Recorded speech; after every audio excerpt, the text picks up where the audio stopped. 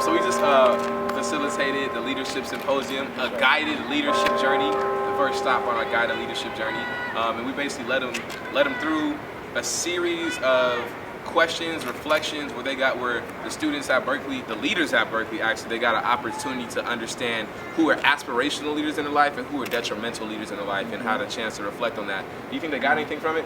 I think so. You know, it's rare that we have intentional internal conversations with folks, right? A lot of folks, especially when it comes to leadership, it's just a word, right? It's a word and then it's a practice, right? So you go from word to practice, but there's no analysis, there's no guided way where people are able to make active choices and say, you know what, this is how I understand leadership right now, and this is where that came from, and these are the people that shaped my leadership. So I want to have a conversation about, is that the kind of leadership that I want to embody?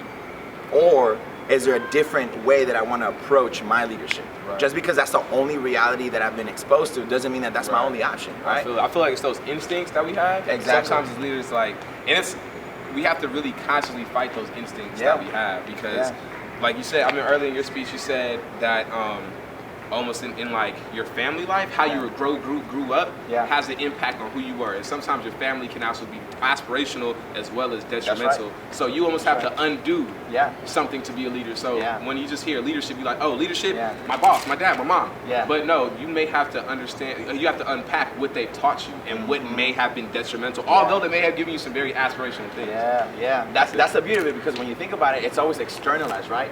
Like their leader, their leader, their leader, their leader, and we forget that all of those different leaders that we've had have infiltrated ourselves, right? They're the seeds that we have, and sometimes you got to go into the soil and say, I don't want that seed in my soil anymore. That's right. I don't want to be that kind of person. You know, my garden is a vegetable garden and a fruit garden.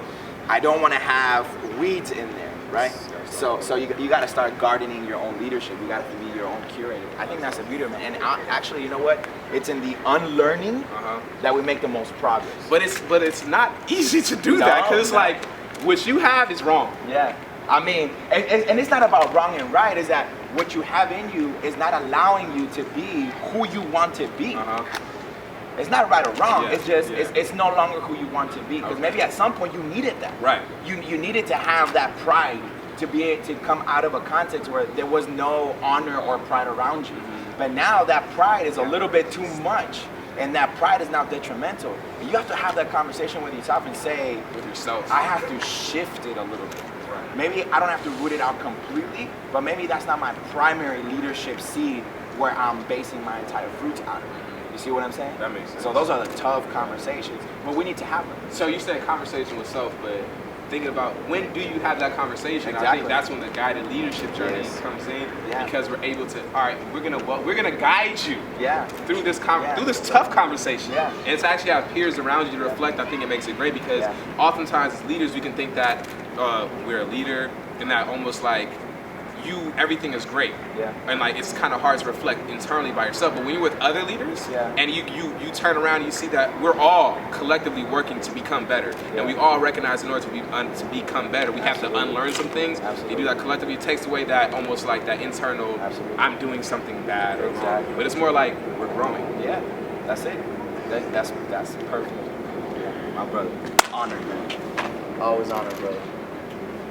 Thank you for everything.